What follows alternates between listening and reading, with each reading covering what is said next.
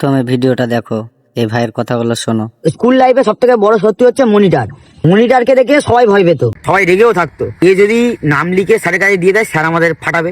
ক্লাসের মধ্যে এমন একটা ছেলে থাকতো, মনিটর সমেত পুরো পুরো ক্লাস ভয় পেত।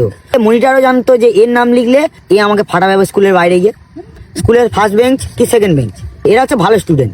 লাস্ট বেঞ্চ আর লাস্ট বেঞ্চের আগের বেঞ্চ হচ্ছে ছ্যাঁচড়া স্টুডেন্ট।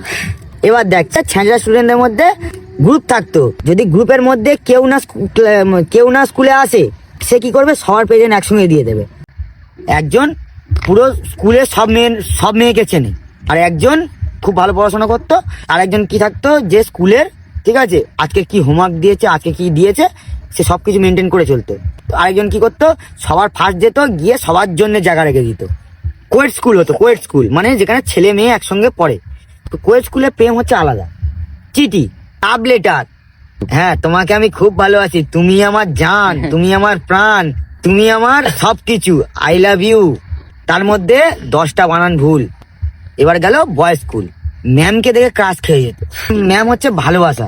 ম্যাম যদি কোনো পার্টিকুলার কোনো ছেলেকে ডাকতো যে তুই আয়, যে ম্যাম যদি তার গায়ে হাত দিয়ে বলতো যে তুই ভালো পড়াশোনা করেছিস, সে তার বন্ধুকে কি বলবে জানিস, ম্যাম আমাকে ভালোবাসে। ম্যাডাম হচ্ছে বয়েজ স্কুলের ক্রাশ, আর গার্লস স্কুলের ক্রাশ হচ্ছে স্যার। যে স্যার জানিস আজকে আমাকে আমার ব্যাপারে ভালো ভালো বলছিল, স্যার আমাকে ভালোবাসে।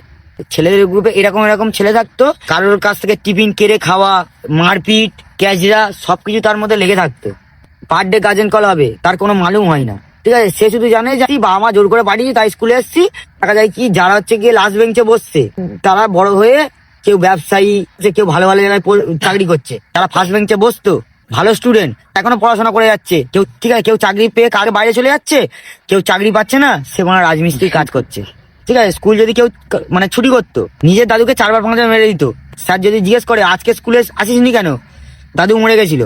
তারপরে ফের সে যদি ছুটি করে, আজকের স্কুলে আসিসনি কেন, আমার দাদু মরে গিয়ে আবার বেঁচে উঠে আবার মরে গেছে। তারপরে কামাই করলো, তখন বলে কি আমার মামার বাড়ি দাদু মরে গেছে। স্কুলে ছুটি করা মানে দাদুকে মেরে আবার জীবিত করা, আবার ফের মেরে দেওয়া। ছেলেদের স্কুল লাইফে ছেলেদের মধ্যে একটা ইউনিটি আছে, মানে ঠিক আছে, গ্রুপের মধ্যে একজন যাবে না, মানে আর বাকি 4জন 5জন যাবেই না। আর ছেলেদের কি, একজন ফেল করলে 5জন ফেল করবে। আর গ্রুপের মধ্যে এটা ডিসকাস হয়ে যেত যে তুই পড়াশোনা করে আসবি, পরীক্ষার সময় তুই লিখবি, তোর পিছনে আমার রোল নাম্বার মানে তুই লিখবি, তোর দেখে আমি লিখবো।